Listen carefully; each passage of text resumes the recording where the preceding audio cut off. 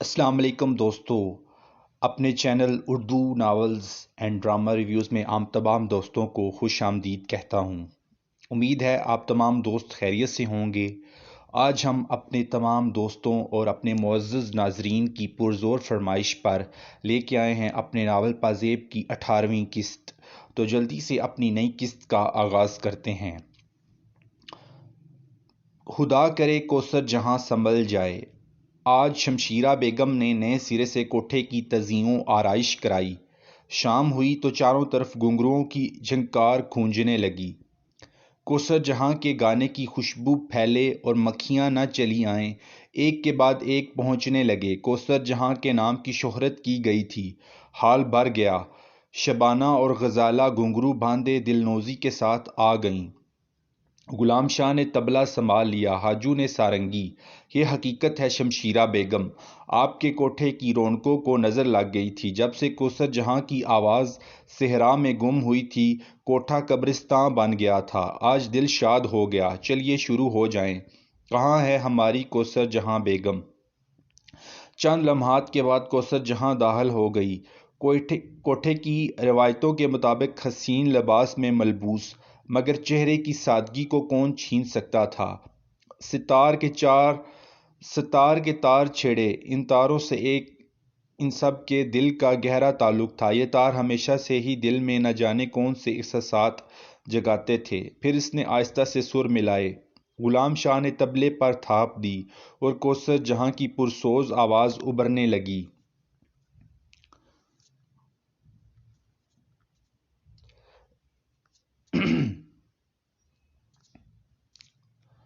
شاہ جی اور کوثر جہاں کے درمیان ایک طرح سے باعزت سمجھوتا ہو گیا تھا۔ ادھر شاہ جی اکرام کے لیے وہ سب کچھ کر رہے تھے جو کیا جا سکتا تھا۔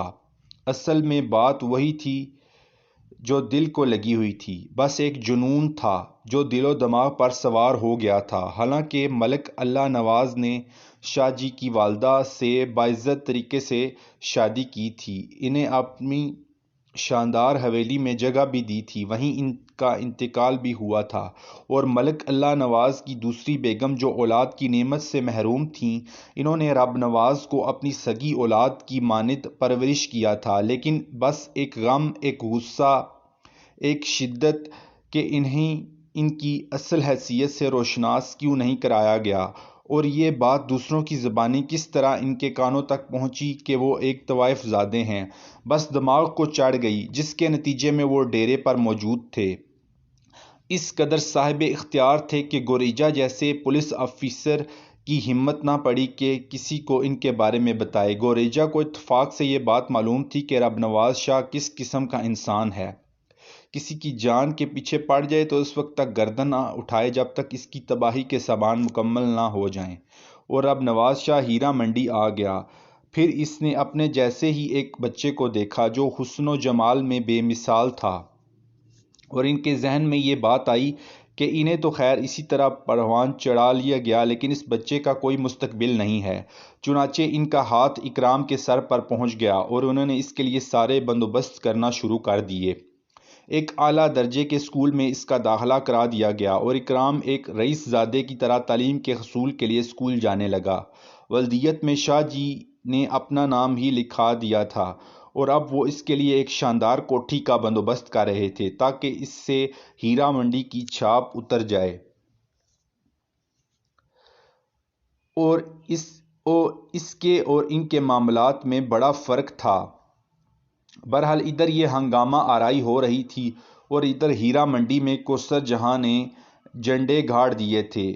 پہلے بھی ایسا ہی ہوتا تھا۔ ہیرا منڈی میں بہت سے کوٹھے تھے اور بہت سی گانے والیاں تھیں، ان سب کا اپنا ایک مقام تھا، لیکن جب سے کوثر جہاں نے محفل غزل سنبھالی تھی، رت ہی بدل گئی تھی۔ پروانے تھے کہ شمع پر نثار ہونے کے لیے آ جاتے تھے۔ پچھلے دنوں جو سیاہیاں چھا گئی تھیں، انہوں نے مسلسل آنے والوں کو بد دل کر دیا تھا۔ کوثر جہاں کی آواز ہی شامل محفل نہ ہوتی تو پھر لطف ہی کیا آتا، لیکن کوثر جہاں نے خود کو سنبھال لیا تھا۔ شاہ جی سے اجازت ملنے کے بعد محفل غزل سجانے میں کوئی حرج نہیں تھا، اور کوثر جہاں کے لیے یہ اجازت بڑی اہمیت رکھتی تھی۔ شمشیرہ بیگم کے گلے شکوے بھی مٹانے تھے۔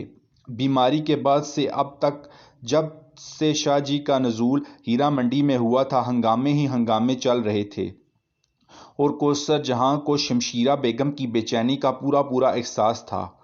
کوٹھوں کی رونق تو تماشبین ہی ہوا کرتے ہیں، اور تماشبینوں کے دلوں کی طلب کوثر جہاں کی حسین آواز تھی۔ چنانچہ اب کوثر جہاں نے شام کی محفلوں میں پوری دلچسپی لینی شروع کر دی، اور اس کے پرستار اس کے بارے میں بڑی کہانیاں سنانے لگے۔ بہت سے ایسے بھی تھے جو نئے لوگوں کو لاتے تھے۔ شمشیرہ بیگم خوش ہو گئیں، دولت ایک بار پھر آسمان سے برسنے لگی۔ کوثر جہاں غزل سرا ہوتی تو نوٹوں کے انبار لگ جاتے، اٹھائے نہ اٹھ پاتے، اور دینے والے تھے کہ جی کھول کر دیتے۔ کوثر جہاں اپنی آواز سے ہی انہیں بے خود کر دیتی تھی۔ ایک نشہ ہوتا جو آسمان سے برستا اور ہر اس شخص پر چھا جاتا جس کے کان غزل آشنا ہوں۔ اور اس وقت بھی محفل اسی طرح جاری تھی۔ ایک حسین غزل کوثر جہاں کے ہونٹوں سے ادا ہو رہی تھی۔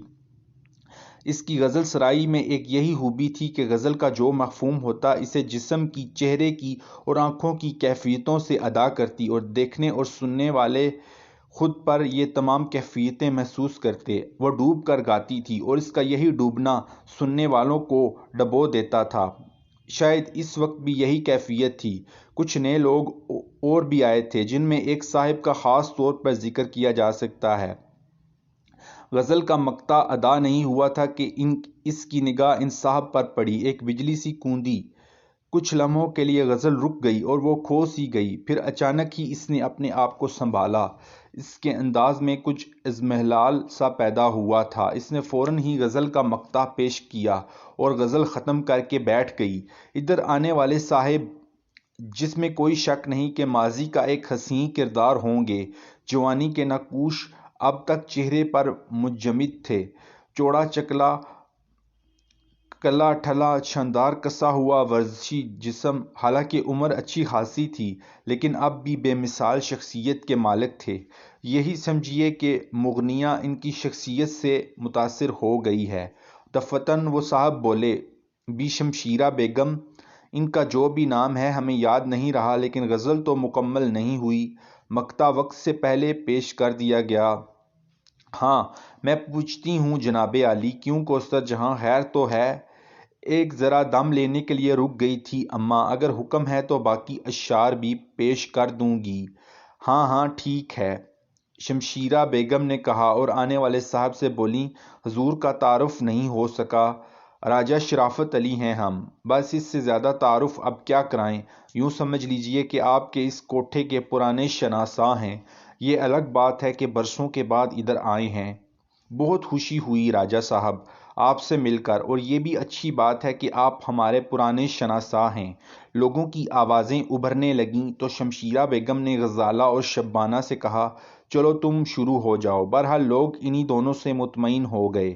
البتہ شمشیرہ بیگم کو فوراً ہی احساس ہو گیا تھا کہ راجہ شرافت علی کو دیکھ کر نہ جانے کیوں کوثر جہاں پر ایک عجیب سا تاثر قائم ہوا ہے۔ اس میں کوئی شک نہیں تھا کہ راجہ شرافت علی بڑی اچھی شخصیت کے مالک تھے۔ آگے بڑھ کر راجہ صاحب کے پاس جا بیٹھیں۔ جی راجہ صاحب، یہ بتائیے کہ کیسے مزاج ہیں آپ کے؟ بس شکر ہے خدا کا، آپ کی ان محفلوں کے پجاری ہیں۔ بڑی خوشی ہوئی، اگر چاہیں تو کچھ قیام فرمائیں، نہیں پھر آئیں گے۔ ویسے واقعی یہ لڑکی بہت اچھا گاتی ہے، ضرور آئیے گا، انتظار کریں گے۔ ادھر کوثر جہاں نے خود کو سنبھال کر حاجو کو اشارہ کیا، اور حاجو اس کے قریب پہنچ گیا اور کان جھکا لیا۔ کہیے کوثر بیگم، کیا بات ہے؟ وہ جو صاحب بیٹھے ہیں نا اماں کے پاس؟ جی اچھی طرح دیکھ رہے ہیں۔ حاجو، آپ ذرا ان کے بارے میں معلومات کیجئے، یہاں سے اٹھیں تو آپ بھی اٹھ جائیے گا، ذرا اتا پتہ دیجئے، آپ کو 500 روپے دوں گی، اطمینان رکھیے، یہ بھی پتہ چلا لیں گے کہ کہاں پیدا ہوئے اور کیوں ہوئے۔ حاجو نے کہا۔ محفل چلتی رہی۔ غزالہ اور شبانہ نے فوراً ہی صورتحال سنبھال دی تھی۔ ادھر کوثر جہاں کو یہ اندازہ ہو گیا تھا کہ وہ صاحب جنہیں دیکھ کر وہ چونکی تھی کچھ سننے پر آمادہ ہیں، چنانچہ انہیں مطمئن کرنا بھی ضروری تھا۔ غزالہ اور شبانہ نے جب اپنی غزل ختم کر لی تو کوثر جہاں نے فوراً ہی ان کی فرمائش پوری کرنے کے لیے تیاریاں کیں اور ایک حسین غزل شروع کر دی۔ میری فریاد دوسرا نہ سنے تم سنو، اے بتو خدا نہ سنے، راز اپنا کبھی کہا نہ کہے، حال میرا کبھی سنے نہ سنے، روبرو وہ زمانہ کہے گفتگو وہ جسے زمانہ سنے، ہجر میں جو دعائیں مانگی ہیں کوئی اللہ کے سوا نہ سنے۔ حسین غزل، حسین ادائیگی، محفل وجد میں آ گئی، ہر کوئی جھومنے لگا اور شمشیرہ بیگم آنکھوں ہی آنکھوں میں کوثر جہاں کی بلائیں لینے لگیں۔ وہ سوچ رہی تھیں کہ کوثر جہاں رونق محفل ہے، جو بھی گاتی ہے یہاں سما باندھ دیتی ہے، لیکن کس کی نظر لگ گئی تھی اس کوٹھے کو؟ کمبخت شاہ جی کی نظر لگ گئی تھی، ورنہ کیا مجال تھی کہ جو ایک بار ادھر کا رخ کر لے دوسری طرف چلا جائے۔ ادھر راجہ شرافت علی پرانے شکاری کوٹھوں کے آداب سے آشنا، کوٹھوں سے پوری طرح واقف، لیکن یہ شمشیرہ بیگم کے کوٹھے کا ہی کمال تھا کہ کسی کو آخری دم تک روکے رکھے، چنانچہ درمیان میں اٹھنے کا نام نہ لیا۔ کوثر جہاں نے بھی یہی فیصلہ کر لیا تھا کہ حاجو کی کامیابی کے لیے ضروری ہے کہ محفل کے اختتام تک اجنبی شخص کو روکے رکھے، چنانچہ اس نے بھی سما باندھنے میں کسر نہیں چھوڑی تھی۔ یہاں تک کہ وقت ختم ہوا، مہمان رخصت ہونے لگے، حاجو کے لیے یہ وقت بہت مناسب تھا۔ سارنگی ایک طرف رکھ کر باہر نکل گیا جیسے کوئی ضروری حاجت پورے کرنے جا رہا ہو۔ آنکھوں میں 500 روپے کا نوٹ ناچ رہا تھا۔ ان صاحب کا عطا پتہ لینا تھا جو اس کے لیے ضروری تھا کہ شمشیرہ بیگم کی گرفت سے نکل جائے، نہ جانے کس کام سے لگا دے۔ ادھر راجہ شرافت علی نے بہت بڑی رقم شمشیرہ بیگم کو پیش کی تھی اور شمشیرہ بیگم نثار ہونے جا رہی تھیں۔ حضور یہ سب تو ثانوی چیزیں ہیں، ہم تو بس قدردانوں کے قدموں کی آہٹوں کا انتظار کرتے رہتے ہیں، دوبارہ کب تشریف لائیں گے؟ ابھی تو لاہور میں ہوں، دیکھیے مصروفیت کب اجازت دیتی ہے، ویسے یہاں آنے کو کس کا جی نہیں چاہتا، حاضری دوں گا، انتظار کریں گے۔ شمشیرہ بیگم نے کہا۔ کوثر جہاں گردن جھکا کر اندر چلی گئی تھی۔ راجہ شرافت علی کچھ عجیب سا احساس دل میں لیے وہاں سے اترے۔ اس میں کوئی شک نہیں کہ کوثر جہاں نے ان پر اثر ڈالا تھا، لیکن خود کوثر جہاں کی جو کیفیت ہوئی تھی وہ سمجھ میں نہیں آ رہی تھی۔ ساتھ میں کچھ دوست بھی تھے جن سے باتیں کرتے ہوئے کوٹھے سے نیچے اترے۔ حاجو جو انتظار کر رہا تھا لپک کر قریب پہنچ گیا، جھک کر سلام کیا تو راجہ شرافت علی اسے چونک کر دیکھنے لگے۔ حاجو نے اپنے مخصوص انداز میں کہا، تسلیم عرض کرتا ہوں۔ عرض کر چکے ہو تو اب سیدھے ہو جائیے، ورنہ زیادہ جھک گئے تو سر کے بل نیچے گر پڑیں گے۔ حاجو نے جس لکھنوی انداز میں سلام کیا تھا وہ چونک کر سیدھا ہو گیا۔ راجہ صاحب کے ساتھ موجود دوست ہنس پڑے تھے۔ راجہ صاحب نے حاجو کو دیکھتے ہوئے کہا،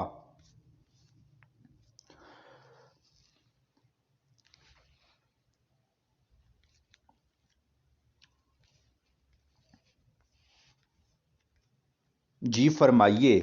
وہ حضور شاہد، حضور نے مجھے پہچانا نہیں، آپ جہاں سے نیچے اترے ہیں وہاں سارنگی بجا رہا تھا۔ جی ہاں، میں نے 2 سارنگیاں ایک ساتھ دیکھی تھیں، ایک تو آپ تھے سارنگی کے طور پر اور دوسرا یقیناً سارنگی ہی ہوگی جو آپ کے قریب ہی رکھی ہوئی تھی۔ بہت بڑا اعزاز عطا فرمایا ہے اعلی سرکار نے۔ لکھنؤ کے ہیں؟ نہیں، ہم تو یہیں کے ہیں، لیکن آپ جیسے معززین کی خدمت میں رہ کر بہت کچھ سیکھ لیا ہے۔ اچھا آپ فرمائیے ہم کیا خدمت کریں آپ کی؟ بس ذرا ایک لمحہ چاہتے ہیں، ان لوگوں کے ساتھ معذرت۔ حاجو نے کہا، تنہائی میں؟ جی ٹھیک ہے، آئیے، راجہ صاحب نے کہا اور 2 قدم آگے بڑھائے۔ دوست دلچسپی کی نگاہوں سے حاجو کو دیکھ رہے تھے۔ حاجو نے کہا، حضور آپ نے کوثر جہاں بیگم کو دیکھا ہے؟ وہی جو غزل گا رہی تھیں؟ جی ہاں، تو دیکھے بغیر ان کی غزل تھوڑی ہی سنی تھی، اور آپ کو یہ اندازہ ہوگا کہ گاتے گاتے آپ کو دیکھ کر ذرا دیکھ کے لیے رک گئی تھیں۔ انہوں نے ہم سے کہا ہے کہ آپ کا عطا پتہ معلوم کریں۔ ارے کیوں، خیریت؟ کیا یہاں آنے والے سارے مہمانوں کا عطا پتہ معلوم کیا جاتا ہے؟ راجہ صاحب کو ایک عجیب سی مردانگی کا احساس ہوا تھا۔ حضور یقیناً انہوں نے آپ میں ضرور کوئی نمایاں فرق دیکھا ہوگا جس کی بنا پر کوثر جہاں کو ہمارا سہارا لینا پڑا۔ اتا پتہ تو ہمارا کچھ بھی نہیں ہے، یہیں دوستوں کے ساتھ ٹھہرے ہوئے ہیں۔ کوثر جہاں کو ہمارا یہ پیغام دے دیجئے کہ کل خاص طور پر ہم ان کے لیے آئیں گے اور ذرا دیر سے آئیں گے، تاکہ ایک دو غزلیں سننے کے بعد کچھ وقت ان کے ساتھ بھی گزار لیں، پھر ہم اپنا اتا پتہ خود ہی دے دیں گے۔ ویسے یہ کس قسم کی خاتون ہیں؟ آپ ملاقات کریں گے تو اندازہ ہو جائے گا۔ مجال ہے کہ کسی کی جانب آنکھ اٹھائیں۔ بڑے بڑے رئیس جاگیردار ان کے چکر میں رہتے ہیں۔ مجروں میں بھی اپنی پسند ہی سے جاتی ہیں۔ جہاں صاحب ذوق ہوں وہاں غزل سناتی ہیں، ورنہ کیا مجال ہے؟ بہرحال حضور نے کوئی ایسا جادو کیا کہ غزل بھی مکمل نہ کر سکیں۔ ہم نے دیکھا تھا کہ آپ کو دیکھ کر تصویریں حیرت بن گئی تھیں اور اس کے بعد غزل رک گئی تھی۔ ٹھیک ہے، کل ہم ان سے ملاقات کریں گے۔ حاجو نے سلام کیا اور واپس پلٹ گیا۔ راجہ شرافت علی مسکرا رہے تھے۔ دوستوں کے قریب پہنچے تو دوست مدح سرائی کرنے لگے۔ یار تم نے نہ جانے کتنے گھر خراب کیے ہوں گے، ہمیں اندازہ ہو گیا ہے۔ بس جی کیا کہیں، ان لڑکیوں نے زندگی خراب کر دی ہے، چلو یہاں سے تو آگے بڑھو۔ دوستو یہ تھی ہماری قسط نمبر 18۔ جلد ہی ہم اپنی نئی قسط کے ساتھ آپ کی خدمت میں حاضر ہوں گے۔ آپ تمام دوستوں اور سننے والوں سے یہ ہماری ریکویسٹ ہے کہ ہمارے چینل کو سبسکرائب کریں، ہماری ویڈیوز کو لائک کریں اور اپنے دوستوں کے ساتھ بھی شیئر کریں۔ نیکسٹ ویڈیو اور نیکسٹ ایپیسوڈ آنے تک کے لیے اللہ حافظ۔